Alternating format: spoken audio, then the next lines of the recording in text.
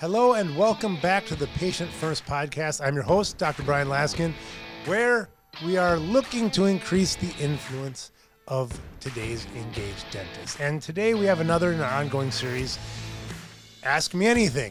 So people have asked me questions. This one I get a lot. And frankly, I've been putting it off. I've not been wanting to answer this one for a while because I wanted the dust to settle on this issue until I really hammered it home, until I really thoughtfully came up with an answer to the question. And that question is, what is it like after selling to a DSO? So about 2.5 years ago, I merged my practice, meaning I sold the majority of my practice, to Dental Care Alliance. And I've been reflecting on this because I've had a lot of people reach out to me, because now is, frankly, it's a good time to be selling your practice if you're looking to sell. And people are curious because there's a lot of negative talk about dental support organizations in the industry. And I think a lot of it, frankly, is unfounded. I think a lot of it is fear-based. I think that a lot of it is based on because people look and they go, I don't want to be part of that. And I don't think that people have necessarily thought it all through. And I want to highlight the positive, the challenges, and everything in between today on this podcast. So one thing that really, as I was looking to transition my practice, which I should point out, I wasn't looking. When I actually merged my practice with Dental Care Alliance, I was not looking to do this. I thought about it 5 years in the future, maybe 10 years in the future, because I do think that most dentists wait too long to transition their practice. Let me repeat that. Most dentists wait too long to get a transition out of owning their equity in a dental practice. And I believe strongly today, buying a dental practice, being an owner in a dental practice is not for everybody. I think it's a fantastic time to be an associate, a minority owner, or in practices, or actually owning the majority of a practice. I think it's a great time as long as you're working on your practice. But when I talked with Dr. Don Gallo, who's been on one of the podcasts before, the chief clinical officer for DCA, for Dental Care Alliance, he told me something that kind of shocked me because I have been in the industry for a while talking with different DSOs and groups.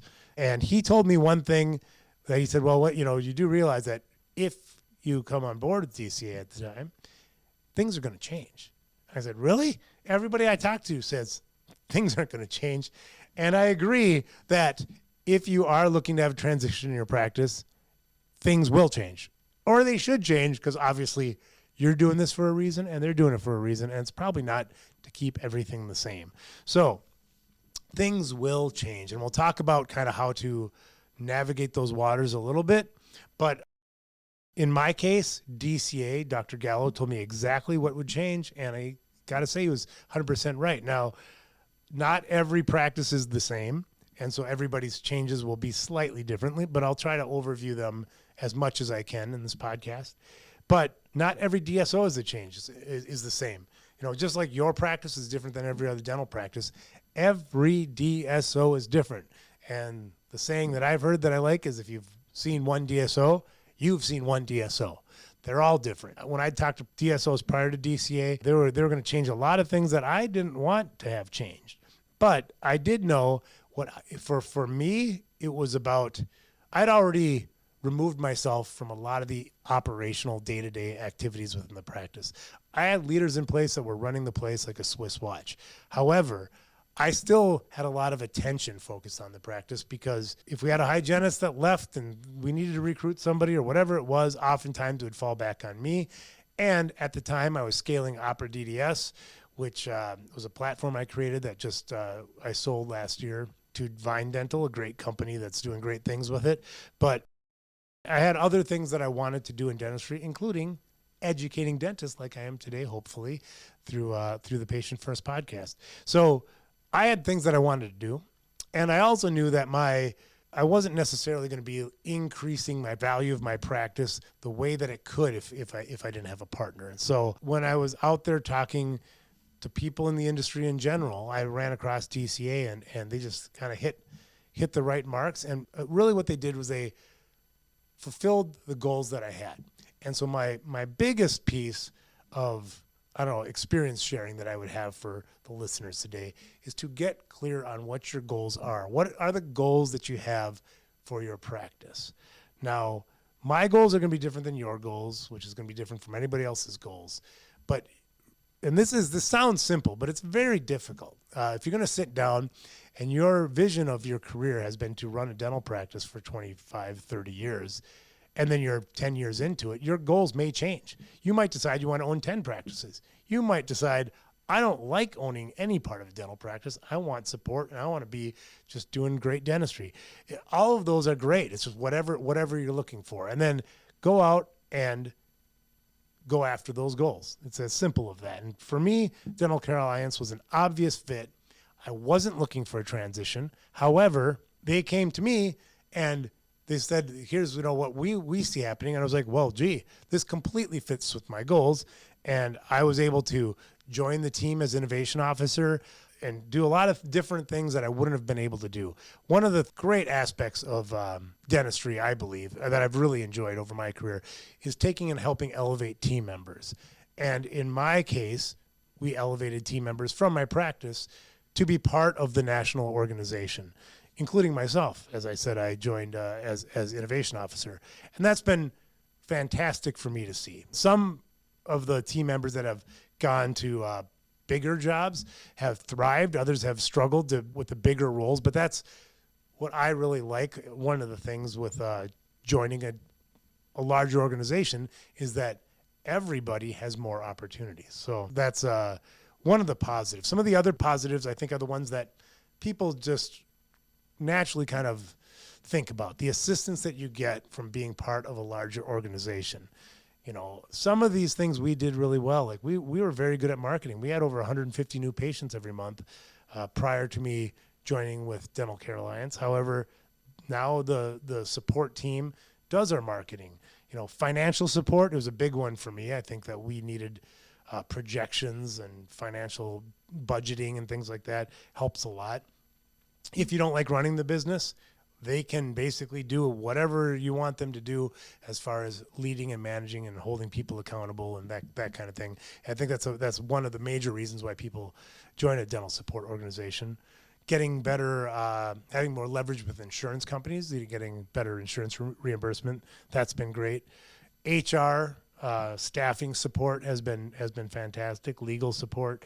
For me, I think what I wanted to really address, what made me think to answer this question now, is we're kind of coming in Minnesota right now. We're coming out of the shutdown from dentistry in a large way from the pandemic. And I know most people are burnt out on COVID talk, but during the shutdown, I was never happier to have a partner with DCA than during the shutdown. And I may have talked about this on the podcast before because I had just started Upgrade Dental and we were just launching tooth apps. Opera DDS was growing like crazy.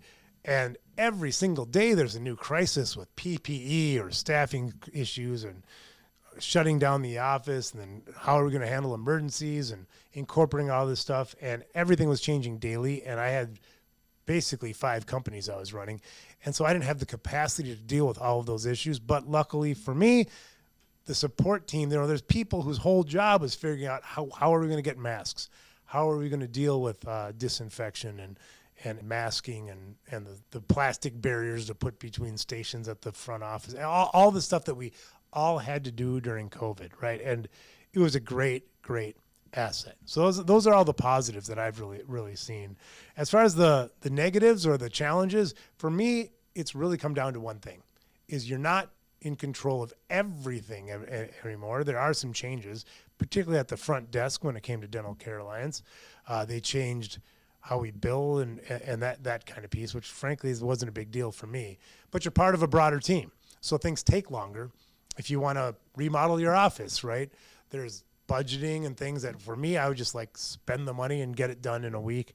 Whereas now we plan it out, which is frankly probably better, more complete anyway, but it does slow things down a little bit, right? And you're not in charge of everybody all the time doing everything, particularly in my case when you're not involved with the day-to-day by choice.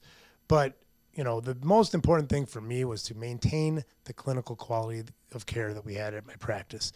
And I can tell you, and like Dr. Gallo said, with those, there's going to be changes, particularly at the front desk. But we are, if you find a partner like DCA, practices that are delivering high quality care and not touch that, they're out there. And I did find that in Dental Care Alliance. I think that we were able to maintain or improve the quality of care that we deliver at the practice. And the dentists are all here that were there at when we joined, and they're delivering great care. And I'm glad that we have had that, because I know that some of the other DSOs that I talked to, that's been a challenge. So I would say, again, going back to the original slide that I had, make sure that you get clear on your goals. One of my goals was to maintain or improve the quality of care that our patients received with our partner. And I think that has definitely been addressed. All the goals, 2.5 years later, I'd say we matched all the goals. So a couple of other points, I think some of you listening may think I'm interested, or I want to reach out to DSOs. I've heard about them, or you maybe have a friend or you're interested. A piece of experience share that I would have is to get your financial house in order. And this is basically like I say, not like I did, I guess, mainly because if I just went through an exit, like I said, with Opera DDS, and I got to tell you, the first thing I did was get my financial house in order with that company prior to having negotiations on that business, because of how I did it with Lake Minnetonka Dental with my offices. I think it's incredibly valuable to have your numbers, and not just having an accountant. I actually ended up switching accountants because of the transaction, because I realized that my accountant wasn't doing detailed enough accounting. And so making sure that you have everything categorized and clean, meaning because I have multiple businesses, it got a little complicated. But I think for the average dental practice, it just makes sure to hire a good accountant who understands dentistry, that can get your house in order prior to reaching out to practices. And also decide, what are your goals? Do you want to be running the business, or do you want to be working for a business, or how much do you want to be part of a larger organization versus having a single practice? I think it's a great time to be a dentist to make those choices. I think previously we didn't have as many good options. Being an associate has a fantastic path in dentistry. Being a minority owner is a fantastic path. Owning your own DSO, your own smaller DSO that you then roll up to a larger DSO, phenomenal path. There's all sorts of great options for you. But if you do decide, that you want to make a transition, let me know. Hit me up in the comments below, or reach out to me from my website's bryanlaskin.com, Bryan with a Y. Or if you want to learn more about how to optimize your practice, kind of get your house in order, first off, I'd get a copy of my book. I've got some great tips on how to adjust your practice to optimize your growth. And it's called the Patient First Manifesto. You can get it for free at patientfirstbook.com. I also want to mention that we have a phenomenal course. It's more than a course. We have a project that we're going to be launching in January that I want to tease a little bit. That's going to really show people how to really grow your practice in a phenomenal way. It's going to be it's a limited availability starting in January. So if you want to learn out more, go to dentaltreadmill.com. The reason why it's called Dental Treadmill is because I know a lot of dentists out there have a practice and they're stuck on a treadmill where they're running, but they're running as fast as they can and they're staying in place. And so we're going to talk a lot about how to address that starting in early 2022. So go to dentaltreadmill.com to learn more, or really to get on the wait list to learn more, because I don't want to talk too much about it because it's under wraps for the time being. Let me put it that way. But if you're interested in what we talk about on the Patient First podcast, and you want to dig deeper and really apply some great tools to skyrocket your practice, check out both the resources. The free book at patientfirstbook.com, and get on the wait list at dentaltreadmill.com. Thank you very much for listening.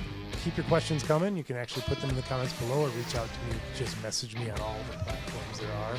And I look forward to talking with you in the next episode.